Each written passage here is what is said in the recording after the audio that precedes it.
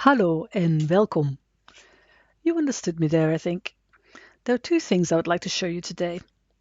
One, that Dutch and English are very similar, and Dutch really is one of the easiest languages for an English speaker to learn.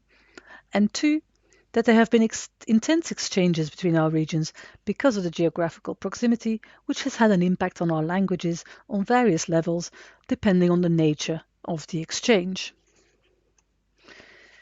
Introductie. That's a Dutch word, but it's very similar to your English word. I would also like to introduce you to a remarkable artist from Antwerp in contemporary Belgium, who had a great influence in the court of Charles I in the first half of the 17th century, and who could really be called an influencer and an image consultant in contemporary terms, Sir Anthony van Dyck. UCL's famous art museum has several of his prints, of which this image is a fragment. You may think that people's obsession with how they are viewed by others is a particularly contemporary notion, with the advent of social media and the preoccupation with representing your best side to the outside world and the importance of images therein. However, we will see that this has been going on for centuries, and indeed how our friend Van Dyck here plays an important role in this development, particularly for the English court. I will show throughout how languages are connected, share common roots, as in the word introductie. We share common borrowings, introductie being a Latin-based word that we both have borrowed. The slides will contain only Dutch words and images, but they will all become clear when I talk through it. But do make notes, because that will be useful later on. So here we go for our first Dutch introduction. Hallo en welkom bij de les Nederlandse taal en cultuur. I think you got that. Maybe the word taal, but maybe you can guess it from the context, is language. Ik ben Christine Sas en dit is Anthony van Dyck, een Antwerpse artiest uit de 17e eeuw. I think you understood most of that. Perhaps the last word eeuw was a bit tricky. And look, the man speaks and he says, Hoi, ik ben Anthony. Now, we are very close. In fact, we're only 33 kilometer apart. The narrowest point in the channel, in the English Channel, is about 20 miles or 33 kilometers. De lengte van het kanaal is 33 kilometer. To compare, this is the same as Greenwich to Heathrow, within London. Yeah? So it's not far at all. De lengte van het kanaal is 33 kilometer. Dat is van Greenwich to Heathrow. So given this proximity, exchanges have been going on for as long as we can remember, and we have evidence that people in the harbour towns could understand each other when they were speaking to their local dialects until the early 20th century as a consequence. There's been intense traffic between our regions for trade, but also the sharing of ideas, think of religion as well, in both directions. Now I've been talking about the Low Countries, de Lage Landen. Let's have a look at a 16th century map that shows what the Lage Landen really were. Now you can see that this comprises a lot of what we now call Nederland, or Vlaanderen, or not or, and Vlaanderen, which is Flanders, which is a region of België. Yeah? I'm using the word de Lage Landen because Nederland and België did not exist in the 17th century, or the 16th century for that matter. Now, what about the word Holland? Because that's a word you may associate with this region. It is in fact the word that is used in many languages to refer to this country that is officially called the Netherlands. Strictly speaking though, Holland refers to these two provinces, North and South Holland in current day terms, which is where many of the seafarers came from. And they would travel the world and say, we are from Holland, hence the confusion. Now looking at the map, you can see there is a lot of water. Now this more contemporary map shows how much of the country is below sea level. In fact, about 1/3 of the country. You can also see these black lines connecting islands, and here cutting the sea in half, closing off the sea as it were. You can see there's still a lot of water, but some have been regained from the sea. The Dutch have become master engineers in building water defences because they had to. Their country was disappearing. This skill is definitely coming in handy nowadays with melting ice caps, and Dutch engineers are in high demand. So the Dutch have been fighting the water for centuries, and they're famous for building defences against it. There are the famous Dutch dikes, those black lines you see on the map. As a consequence, the Dutch language has also had a strong influence on words to do with water and boats and so on. Water, zee and schepen. Yeah, this is a 17th century painting depicting an English ship as it happens. Now, conquering the seas, and indeed the world, is indeed where the Dutch and the English met and collided in the 17th century. So they exchanged war as well as trade and religion, but also art. Low Countries artists had built up a solid reputation by the 17th century, which is shown in the language we use to refer to different types of graphic art. For example, sketch or etch, which come from the Dutch word schets and ets, and we'll talk more about that later. Dutch painters in the 17th century were particularly known for their landscapes. And here we have another Dutch word, landschap. And in fact, the English word landscape is derived from the Dutch, who brought that word with them when they were painting their famous paintings. Now, this is a very typical painting of the period, in fact also featuring water, ijs, but in its frozen form. What are people doing here? Ijsschaatsen. Ijsschaatsen sounds very much like ice skating, I think. Now, can you find the following items on this painting? And again, I'll give you some Dutch words. Schip, vlag, huis, and windmolen. All very Dutch things. So the first one, schip. Have you spotted it? It's there. And there we have the Dutch vlag. In fact, huis, we've got two of them, huizen. And windmolen, maybe you didn't guess it, it's a very Dutch thing, the windmolen, the windmill indeed. Now, a very Dutch landscape here, an ander landschap van de dijk, and a very famous dijk, in this case the Afsluitdijk. It's that black line we saw, the very long line cutting the sea into at the top earlier. It's actually stopping the sea and turning it into land and helping the Dutch reclaim some of the sea and make it into land.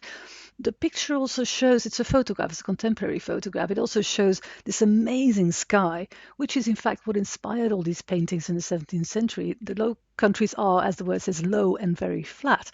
It's het Hollands licht, yeah, the very famous Dutch light. And in fact, the word dijk is incidentally also the name of our painter that we're discussing today, Anthony van Dyck.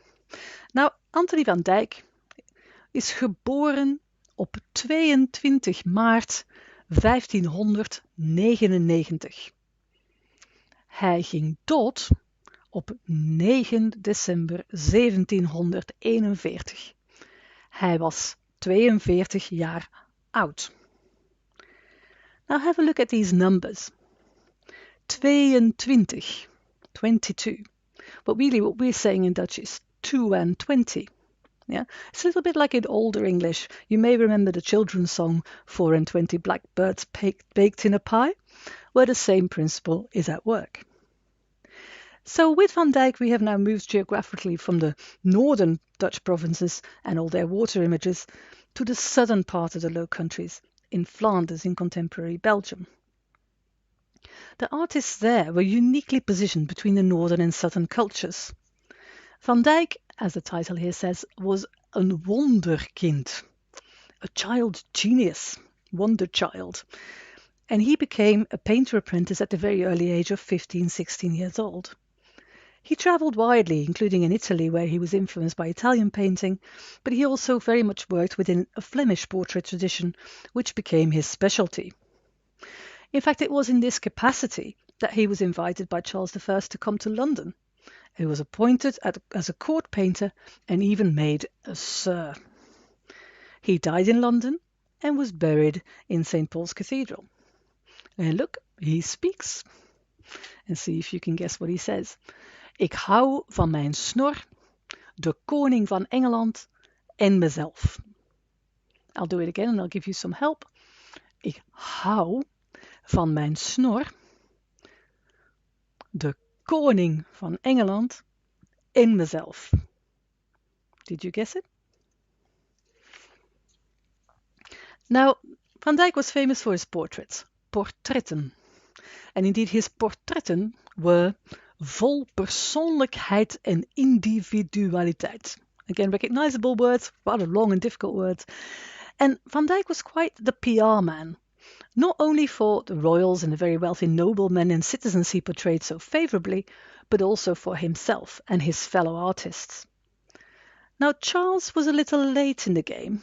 He's depicted here, King Charles I. It was a game that was well underway in Europe in appointing a court artist, having your portrait painted so it could be sent all over Europe to impress everyone with your grandness. Now, grandness is funny because Charles was rather short, but he looked very impressive indeed on Van Dyck's paintings.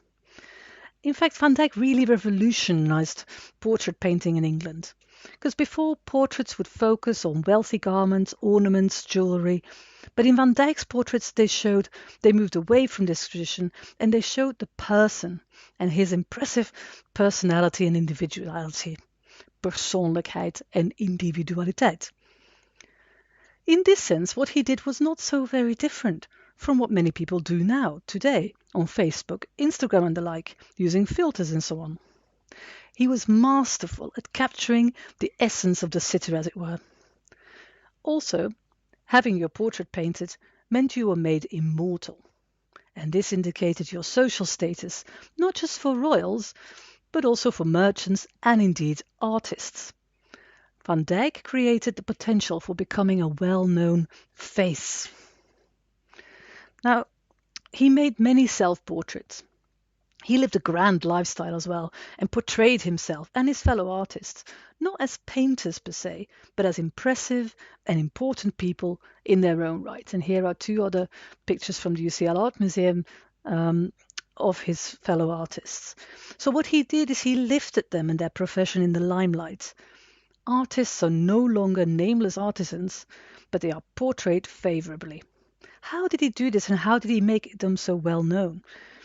He published a collection of portraits called the Iconography.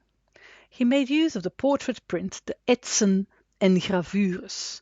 ETSEN, etchings, yeah, that's a Dutch word that came into English, and GRAVURES are engravings. And they, unlike paintings, they're very easy to reproduce and distribute more widely.